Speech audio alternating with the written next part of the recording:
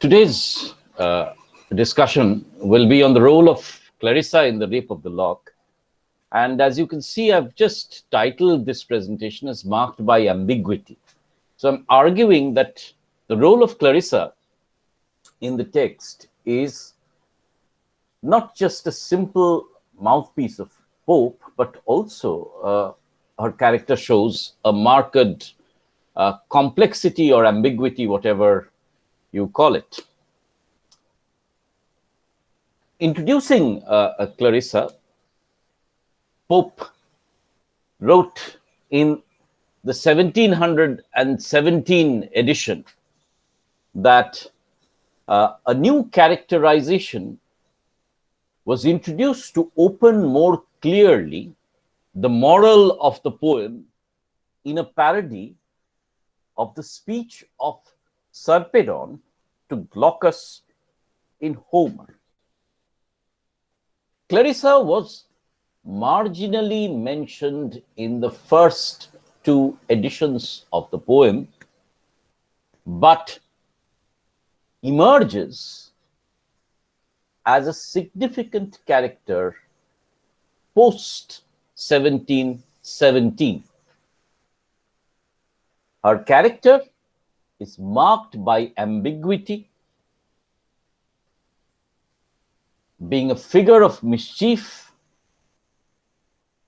representing 18th century class consciousness, and articulating the patriarchal vision of passive womanhood. This is my introduction to this discussion. Clarissa is present in three segments of the poem. As Belinda's maid, she helps her in the toilet and is classified as the inferior priestess. The term Betty, used in the poem, would in all probably refer to her, since Betty was a name of a maid only. Clarissa's paradoxical role is also evident when she hands over the scissors to the Baron just before he cuts off the lock of hair. But her most important role in the poem is in Canto 5, where she delivers a detailed lecture about the conduct of a young lady in a mock heroic parody of Sarpedon's speech to Glaucus in Homer. Thus, Clarissa is present in three different segments and seems to be different people at different intervals. On the surface, Clarissa is a foil to the beauty of Belinda and articulates a binary between sublimity and ordinariness. Belinda is described in aesthetic splendor with eyes that must eclipse the day,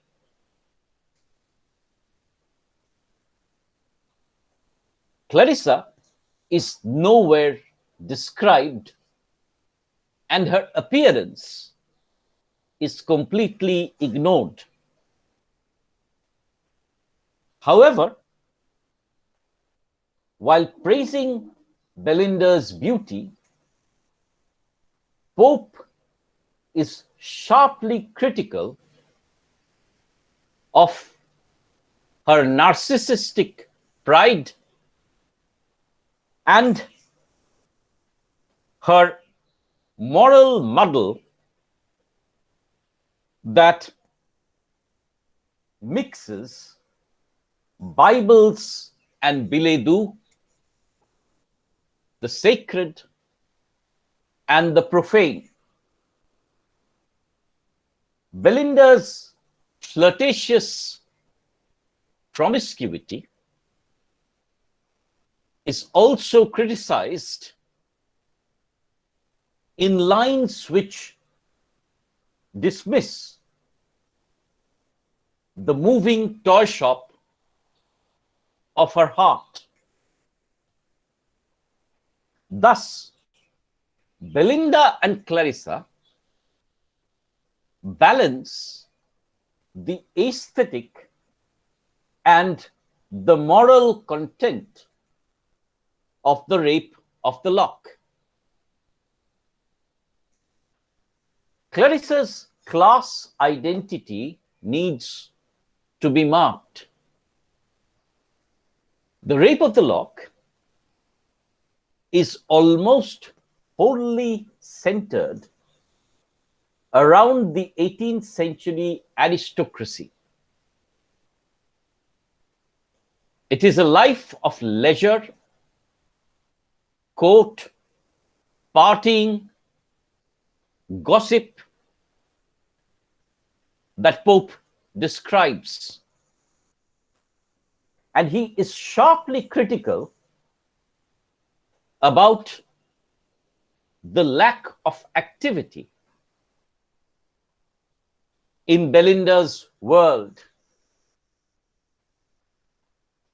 This frivolousness is compared to the visible activity of the merchant who toils in the exchange.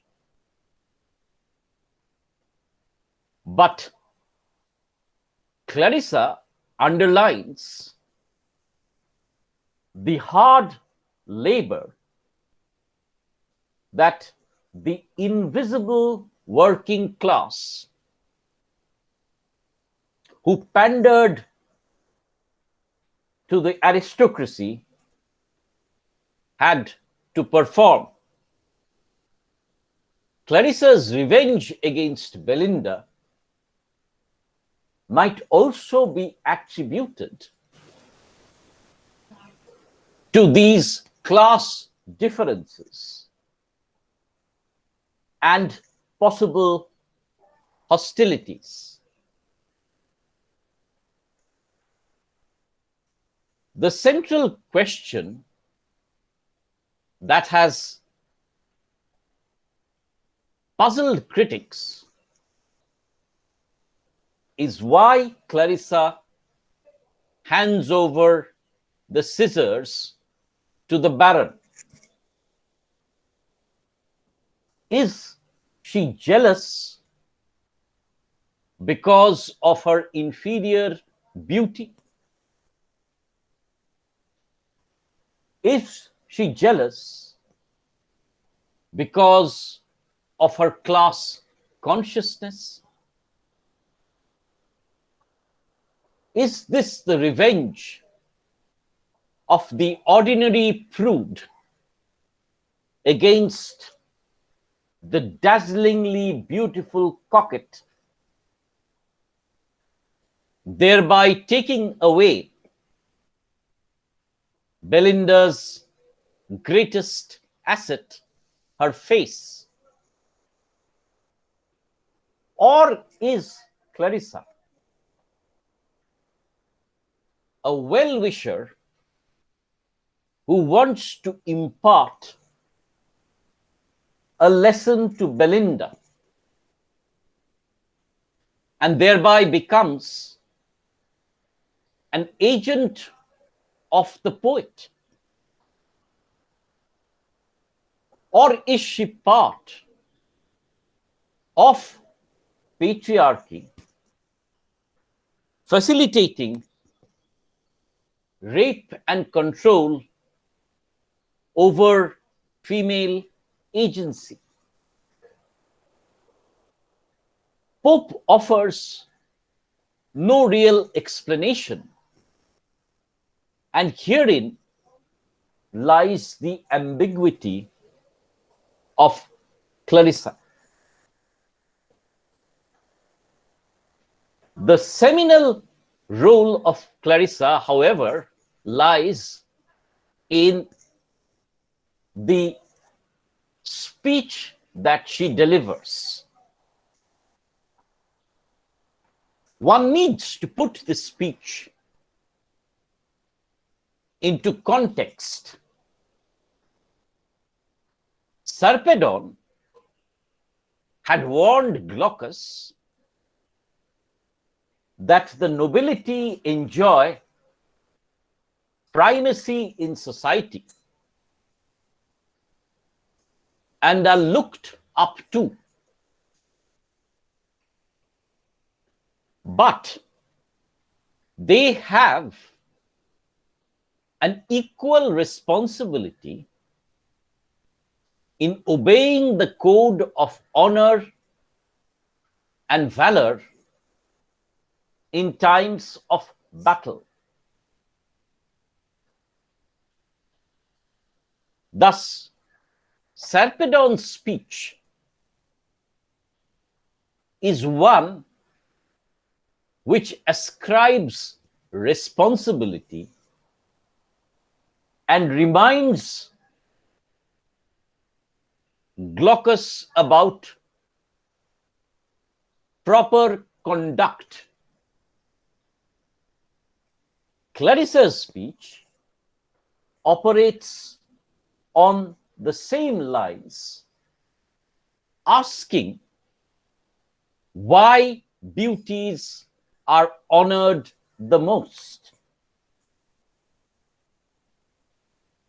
She has a clear structure in the speech, reminding Belinda about the inevitability of age,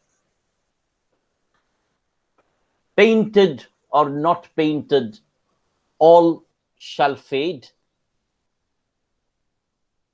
She argues about three essential requirements for the woman: virtue, honor, good nature, and good conduct, including good humor.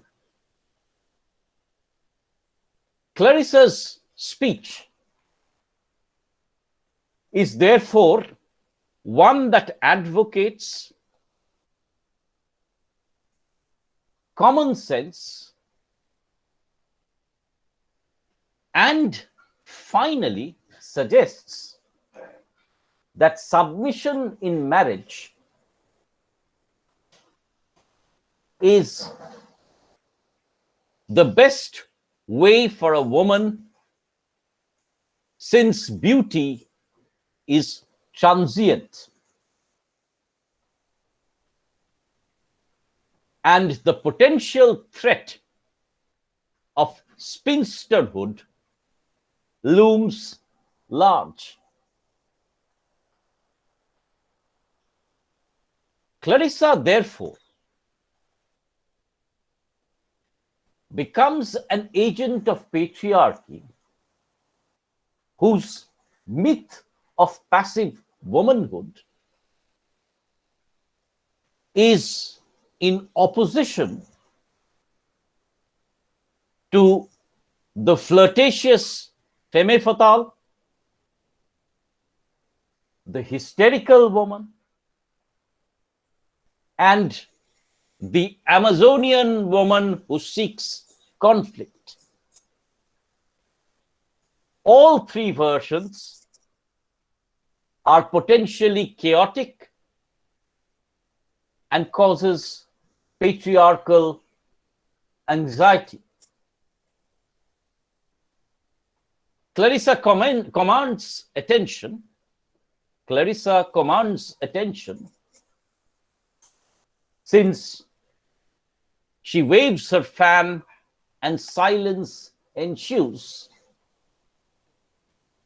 But in the end, the society of Belinda dismisses her as a prude and continues the social brawl. Clarissa's speech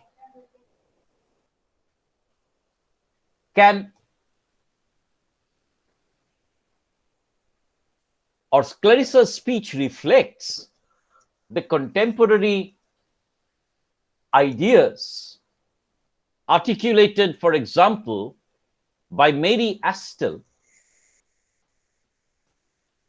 who suggested that women should not fix their affections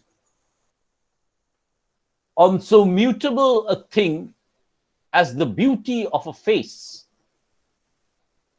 but in wit, good humor, and the graces of the mind. One needs to note, however, that Pope does not linger or overtly insist on Clarissa's speech and morality, probably because the good feeling and urbanity of the satire would be jeopardized.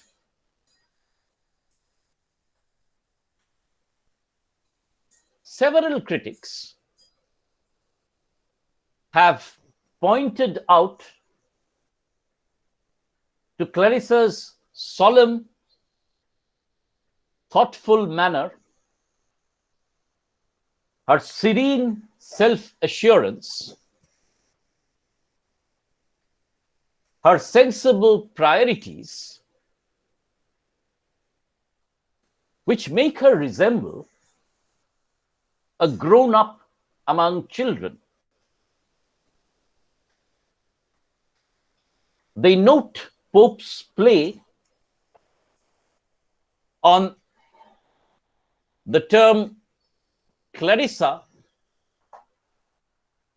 which signifies clarity, and the person who alone speaks the truth. She is the mock heroic equivalent of Sarpedon, who highlights truth to power and is therefore an outspoken critic in the world of nobility. But there are problematic areas, especially since many critics have pointed that Clarissa, in the guise of submission, actually seeks a more insidious female manipulation of the man. She recognizes that hysteria or rage does not succeed, and therefore, within the structure of good sense, good humor, and virtue, talks about gain, power, losing, and winning. All words associated with control. This can be seen in Pope's poem, Epistle to a Lady, where the manipulative woman can rule a man without showing how she rules, and by submission and obeying can apparently control his actions. Thus, Clarissa is more subtly involved in the sexual politics of the text, and her strategy is a cleverer and suave way in the battle of the sexes. The reason for thus Clarissa's role is marked by a deep ambiguity. The reason for this is that Pope provides us with no real clues. There is a suggestion that the best possible patriarchal stereotype is a combination of Belinda's beauty and Clarissa's common sense. And this seems to be the operative male fantasy of the text. However, the fact that Clarissa is dismissed as a prude suggests that she has an element of mischief that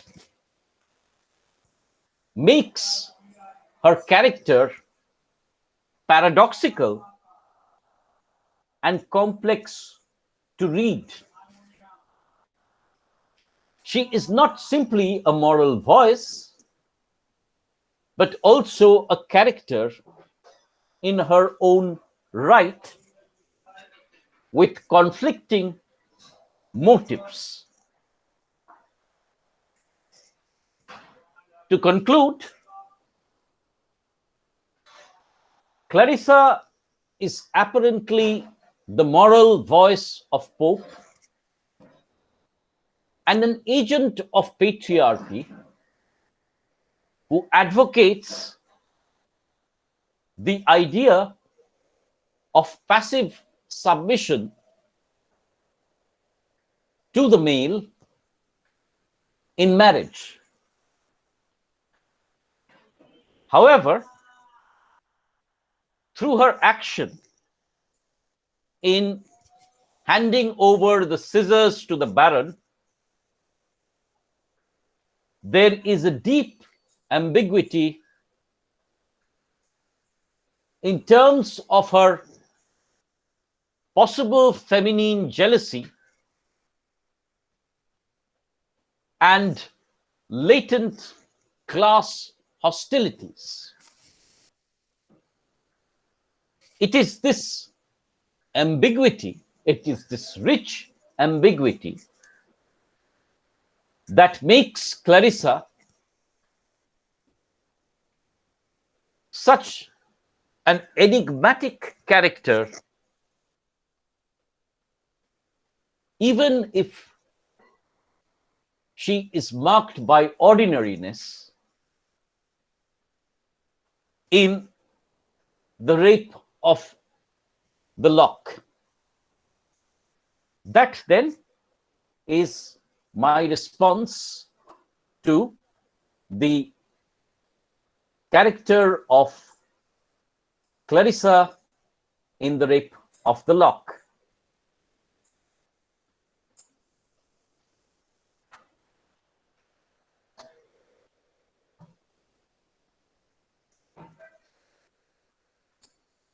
I'll stop recording here.